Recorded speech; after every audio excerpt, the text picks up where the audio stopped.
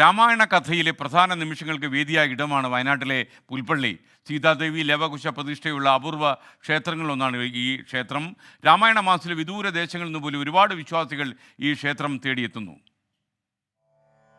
ശ്രീരാമായണം പുര വിരഞ്ജ വിരചിതം 100 കോടി ഗ്രന്ഥമുണ്ടില്ലതു ഭൂമി തന്നിൽ രാമനാമത്തെ ജപിച്ചോരു കാട്ടാളൻ മുന്നം. വാൽമീകി രാമകഥയിലെ പ്രധാന ഏടാണ് പുൽപ്പള്ളി. ശ്രീരാമനാൽ ഉപേക്ഷിക്കപ്പെട്ട സീതാദേവി പുൽപ്പള്ളിയിലെ വാൽമീകി ആശ്രമത്തിൽ എത്തിച്ചേർന്നത് മുതലാണ് ഈ ഇടത്തിന് രാമായണവുമായുള്ള ബന്ധം.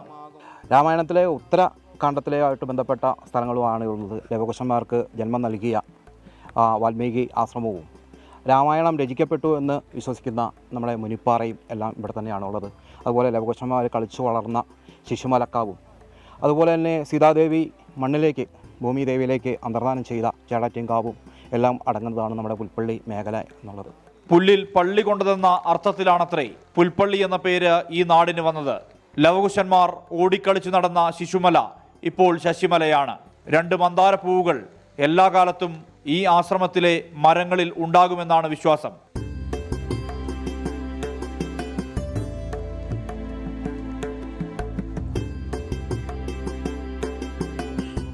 കുജന്തം രാമ രാമേതി മധുരം മധുരാക്ഷരം ആരുഹ്യ കവിതാശാഖാം വന്ദേ വാൽമീകി കോകിലം. ഇതിനു താഴെയാണ് വാൽമീകി രാമകഥ രചിച്ചതെന്ന് കരുതപ്പെടുന്ന ഗുഹ. ഈ പാറയുടെ ഉള്ളിൽ കമണ്ഡലവും അതേപോലെ യോഗദണ്ഡൊക്കെ ഉണ്ട്. ഇവിടെ നല്ല എന്താ പറയുക, ലവകുശന്മാരുടെയും വാൽമീകി മാമുനിയുടെയും ഹനുമാന്റെ എല്ലാം നിറസാന്നിധ്യം നമുക്ക് അനുഭവപ്പെടാറുണ്ട്.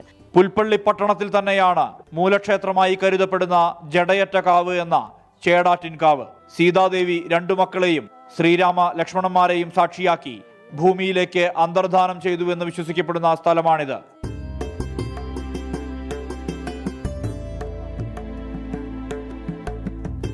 രാമകഥയുടെ നേരനുഭവമാണ് പുൽപ്പള്ളി എന്ന ഭൂപ്രദേശം. രാമായണ മാസത്തിൽ ഇവിടെ വിശേഷാൽ പൂജകൾ നടക്കുന്നു. അതിൽ പങ്കുകൊള്ളാൻ അനവധി തീർത്ഥാടകരെത്തുന്നു.